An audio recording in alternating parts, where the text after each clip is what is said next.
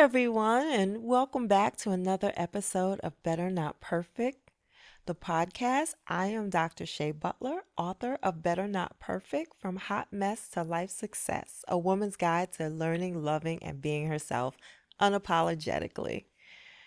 So, episode 7, if you've been following along with us, then you would know we had a special guest last two episodes. We were so excited to have in studio my life partner, Dr. Odo Butler, aka Dr. Boo, who joined us and just really talked through chapters 5 and 6 that really focused on love and our origin story as a couple, relationships and marriage. And we gave some tips or some advice that we hope you'll find helpful. But here we are today. So, in addition to wife, mom, I'm also an executive turned entrepreneur. I'm a speaker. And I do a lot of exciting things. And one of the things I'm most excited about is this podcast. So, thank you for hanging out with us as we walk this walk together and just all strive toward better. So today, as you know, if you've been following along, we start off with the title of each chapter and the lyrics of a song that really reflects where I was at this stage of life. Remember, we're dealing with the genre of memoir. So I'm telling stories about my life that I hope you'll find helpful, talking about some tips and advice and things I've learned along the way, these years of mentoring, sponsoring, and coaching women. So just all types of thrilled about the experiences so far. So chapter seven's title is Caution. This is not a drill. It's life, so woman up and live it. And the song chosen for this chapter are lyrics from Ashford and Simpson and their song Solid. And it reads as follows.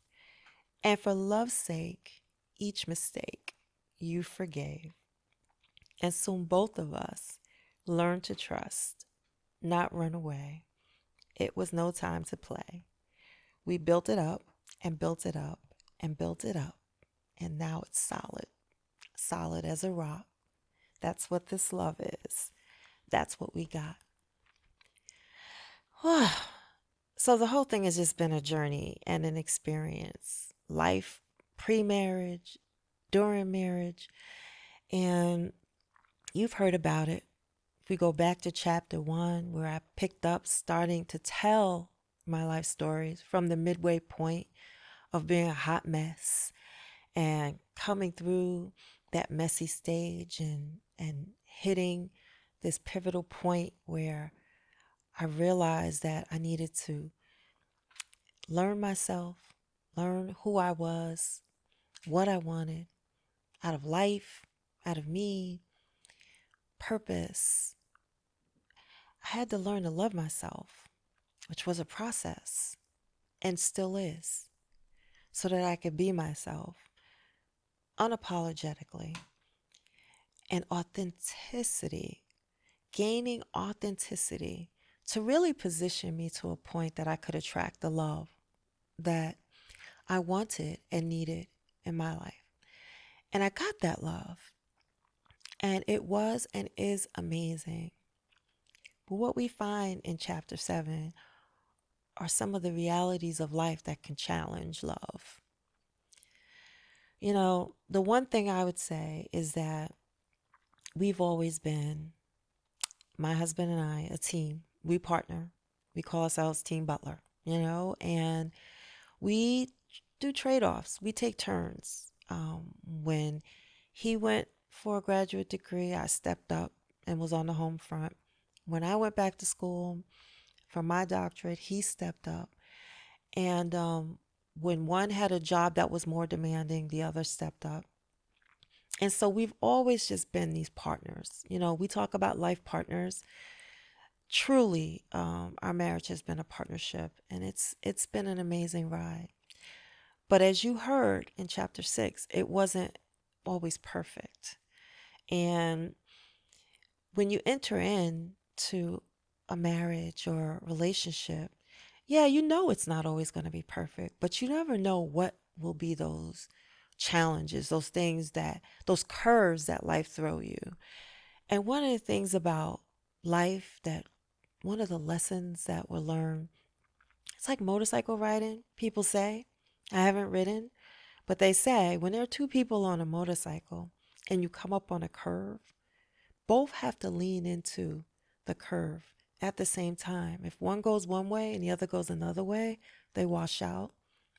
Well, marriage and life is like a metaphor of motorcycle riding. And when the curves of life come, you have to lean in together or you'll just wash out.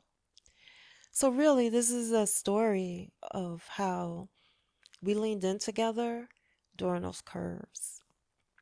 One of those major curves was the process of losing my mom. Um, Man, that was, I mean, you've heard me reference my mom throughout the podcast and certainly read about her throughout the book. And she was my champion. You know, she was the one that encouraged me. She was the one that said, you can do this, even when I didn't believe I could. When she was the one that said, hold your head up, she was the one that said, you're just as good as any of them and better than half of them. Well, she was a mom, so what would you expect? Um, so the journey to losing mom was really, it was exacerbated by a few things.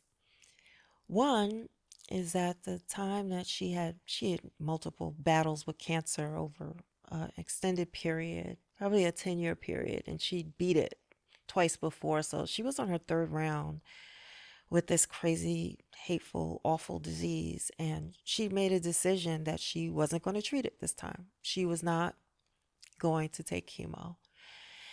And I was irate with her. I was not happy. And she said, I'm tired.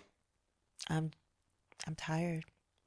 And she said, listen, my mom was a woman all my life of great and amazing faith. And she said, Shay, either way this ends, God is going to heal me.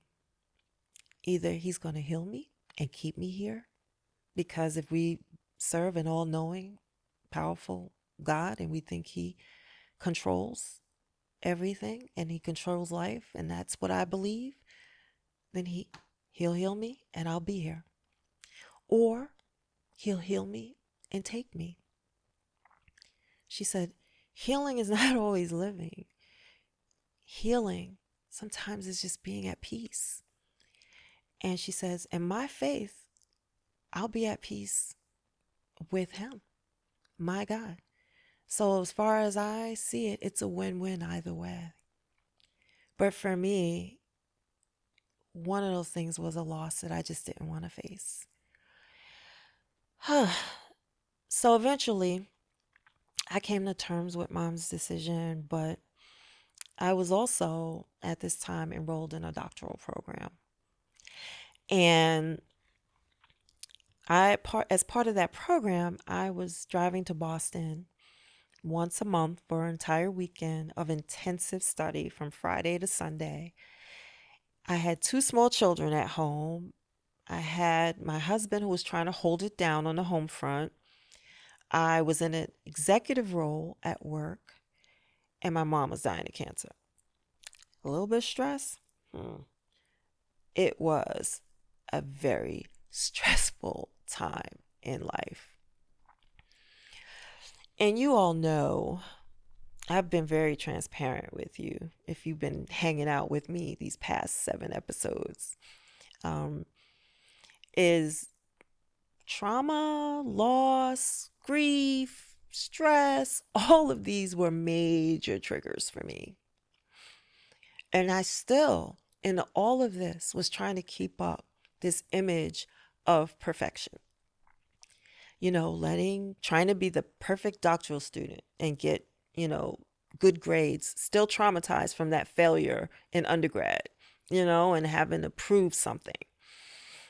Still trying to be the perfect executive at work, still trying to be the perfect wife, to make it seem like I was doing this flawlessly, because I really wanted my marriage to succeed. And I put all these demands on me that weren't put on me by my spouse, but I had these demands about what I thought it looked like to be a perfect wife. I wanted to be a perfect mom. I didn't want to harm my children in any way. I didn't want them to feel neglected because I was out of the house because of mom's illness or because of doctoral studies.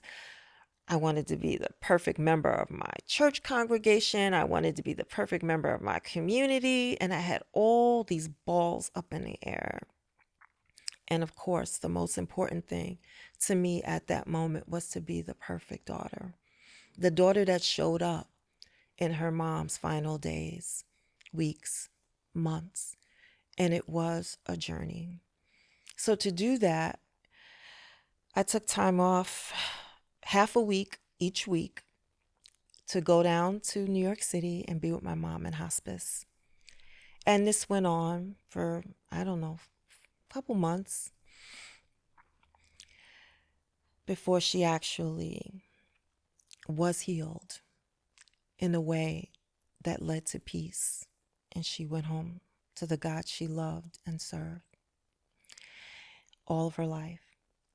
And that was hard. That was so hard. So again, this strive for perfectionism with all this weight and all this trauma, I had a wall. I had a major wall in my life. And I needed something else to cope. I was stuffing those emotions that I told you I was really good at stuffing. I was throwing my energies into everything else but me. I was trying to keep up with expectations that I'd set for me or that others had set for me. And I was failing. And this notion of failing made me feel like a failure. But I'm here to tell you that you can fail at things in life and not be a failure. I know that now, but I struggled with that then. And so I looked for relief. And I went back to my go-to. If you've been noticing the patterns, alcohol was prevalent in my life. And it was a crutch and something that I'd struggled with for a long time. Never willing to really say the words that I was an alcoholic until I had to say the words that I was an alcoholic. I played around, said, oh, I was a problem drinker. Oh, sometimes I just, drink too much. In my mind, alcoholic is a person who drank every day and got drunk every day and maybe crashed their car or went to jail or did something crazy. And other than partying too much and, the some other bad choices, I didn't feel like I was this alcoholic. But you know what? Starting to go to meetings where I was around other alcoholics and listening to their stories, I noticed a pattern and I noticed that I had to face my truth. So I used alcohol to escape. And eventually I also used hydrocodone painkillers to escape. And what these things did for me is that they helped me disconnect from my emotions and just churn and just be this robot and be able to go about my day and still do all these things and meet the barest minimum of expectations. And I hit that wall. And if it wasn't for my husband, if it wasn't for my sponsor, if it wasn't for my mentors, and if it wasn't for my therapist, I don't think I'd be here today telling this story. And it's so important that I tell this story because I am not alone in this. I know because I've mentored, coached, sponsored, hung out with, befriended women who are asking themselves, do I drink too much?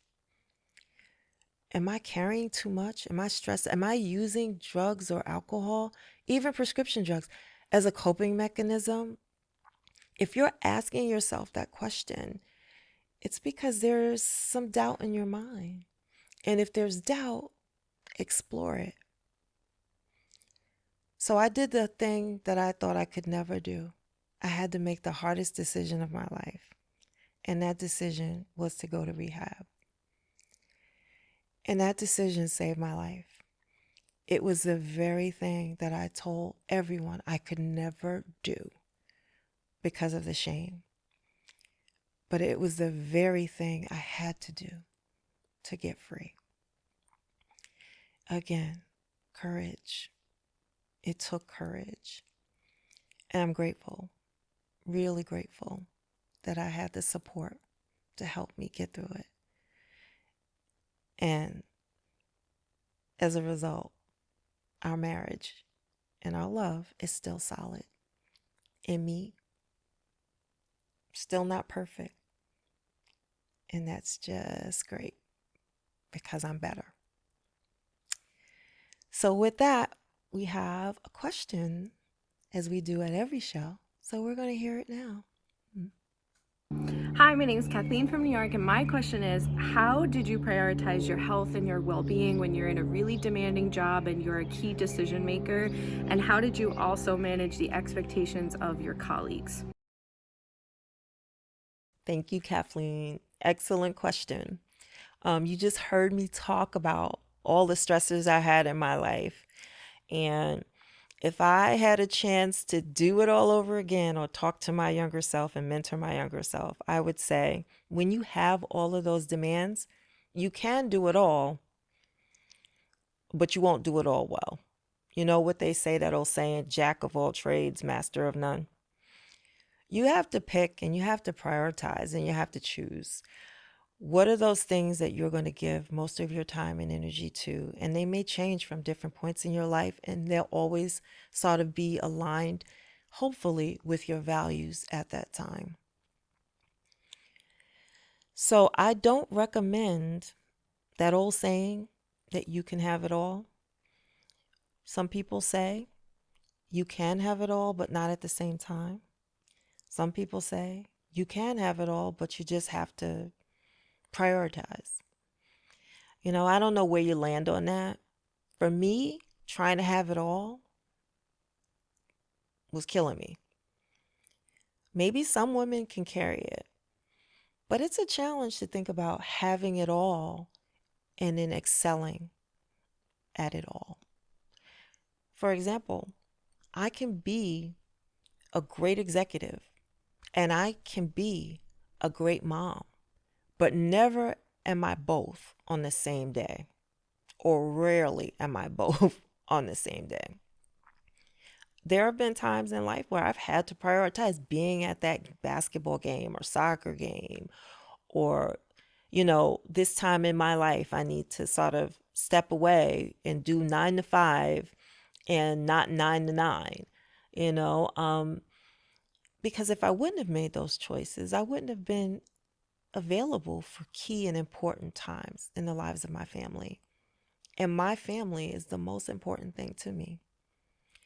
So I would say with demands, a demanding job, you just have to prioritize.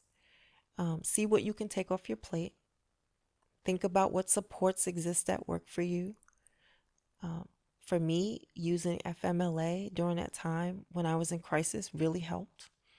But, for some people, that may not be the solution. But whatever you do, just know your values, know what's important to you, understand the demands, but understand your limits and establish boundaries. Keep your spirit of excellence about the work that you do, but set as many boundaries as you can, that you can still be excellent at work and still have time for those things that matter in your life And then lastly, I would say get rest. You have to build in time to rest because if you don't, you're going to burn out. So thanks for the question, Kathleen. So now we're wrapping up another episode, and I hope you'll join me next week for our final podcast from episode 8, the end of the season. But we will be back for another season with podcast guests, and I can't wait for that. But in the interim, if you want to see some past episodes, just go to my website, drshaibutler.com. That's www.drshaibutler.com. And there you'll see my social handles. You'll find out when I'm going to go live this week. And you get some weekday motivations. We can all use a pick me up from time to time. So thank you, and I look forward to seeing you next week. Till then, continue to strive towards better. Bye.